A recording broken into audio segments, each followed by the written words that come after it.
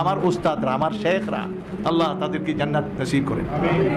পৃথিবীতে অন্যতম শেখ, বড় আলেম শেখ বিন বাজের নাম শুনছেন আপনারা? বিন বাজ রহমতুল্লাহ আলাইহি। আমার ঢাকায় আমার বাড়ি মিরপুরে, এই প্রথম তলা তিনি খরচ দিয়েছেন, এতখানি ইসলাম করছেন। তাদের সোহবতে গেলেই শিখছি। আমার আওয়াজ শুনলেই কামালউদ্দিন নাম নিতেন, কামালউদ্দিন। আমার আওয়াজটা শুনলেই উনি বুঝতে পারছেন যে কামালউদ্দিন।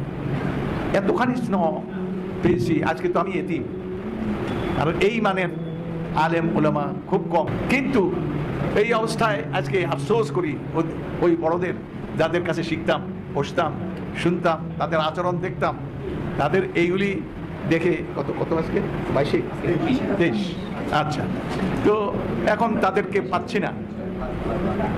তাদেরকে দেখেছি, আমি তো ছাত্র দেশে বিদেশে পড়াশোনা করেছি, পৃথিবীর শ্রেষ্ঠ আলেমদের সোহবতে গেছি, যারা তার চাইতে কোনো শ্রেষ্ঠ আলেম পৃথিবীতে আমি দেখি নাই।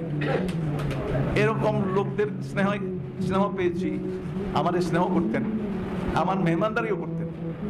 আমি হোটেলে কতদিন থাকবো, ওই হোটেলের ভাড়াও দিতেন ওই আলেমরা। আমরা তো বড় আলেম হলে কারোর দেই না, কিন্তু ওই বড় আলেমরা 5 স্টার হোটেল, কয়দিন থাকবা? 7 দিন থাকো, বিল আমি দেবো। আমার উস্তাদরা, আমার শেখরা, আল্লাহ তাদেরকে জান্নাত নসিব করেন।